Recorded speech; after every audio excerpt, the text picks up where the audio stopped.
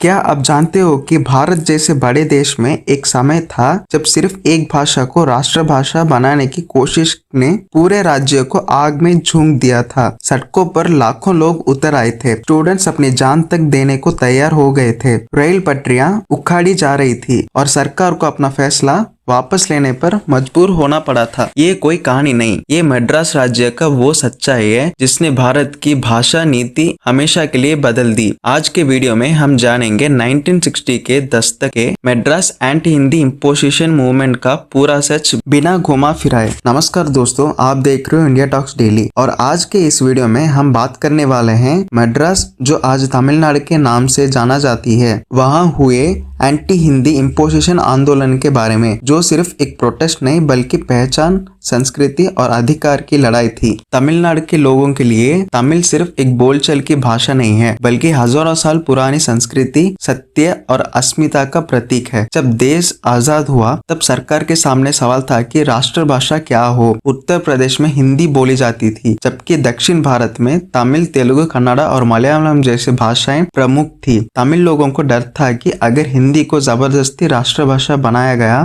तो उनकी भाषा और संस्कृति धीरे धीरे दब जाएगी। सरकार ने ये घोषणा की थी कि 26 जनवरी 1965 के बाद हिंदी को भारत की मुख्य आधिकारिक भाषा बनाया जाएगा। इसका मतलब ये था कि सरकारी काम, एग्जाम्स और नौकरियां में हिंदी को प्राथमिकता मिलेगी। तमिलनाडु के स्टूडेंट्स और युवाओं को लगा कि ये फैसला उनके भविष्य के साथ अन्याय है, क्योंकि उन पर एक ऐसा भाषा थोपी जा रही है जो उनकी मातृभाषा नहीं है। 1965 आते आते मद्रास राज्य में गुस्सा उबलने लगा। कॉलेजेस और यूनिवर्सिटीज के स्टूडेंट्स ने पहले शांतिपूर्ण प्रदर्शन शुरू किया। धीरे धीरे ये प्रदर्शन पूरे राज्य में फैल गया। सड़कों पर नारे गूंजने लगे, सरकारी इमारतों के सामने धरना होने लगा और रेल और सड़क ट्रांसपोर्ट प्रभावित होने लगा। ये आंदोलन सिर्फ राजनीतिक नहीं था, बल्कि आम लोगों की भावनाओं का उभार था। जैसे जैसे आंदोलन तेज होता गया, कुछ जगहों पर हालत बिगड़ने लगे। पुलिस और प्रोटेस्टर्स के बीच टकराव हुए, कुछ जगहों पर गोली चली और कई युवाओं ने अपनी जान गंवा दी। ये बलिदान ने पूरे राज्य को झकझोर कर रखा दिया। तमिलनाडु में हिंदी इम्पोजिशन के खिलाफ नफरत और मजबूत हो गई। आंदोलन सिर्फ भाषा का नहीं रहा, बल्कि अधिकार और सम्मान का प्रश्न बन गया। इस आंदोलन का सबसे बड़ा असर राजनीति पर पड़ा।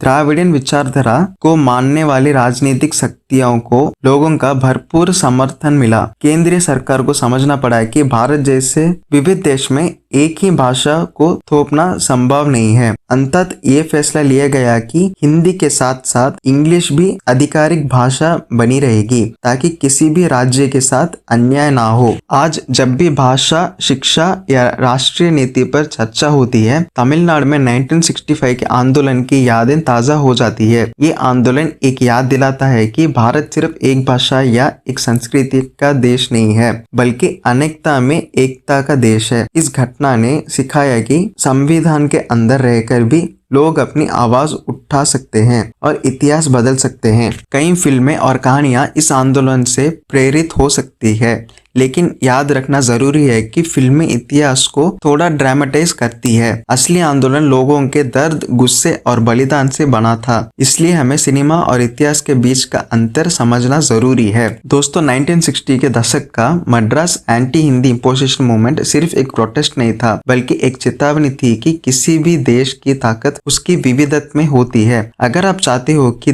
ऐसे ही देश और दुनिया के ट्रेंडिंग और संवेदनशील मुद्दों को हम सिर्फ 10 मिनट में आपके फोन तक पहुंचाएं, चाहे आप कहीं भी हो, तो अभी चैनल को सब्सक्राइब कीजिए, वीडियो को लाइक कीजिए और अपनी राय कमेंट में जरूर लिखिए।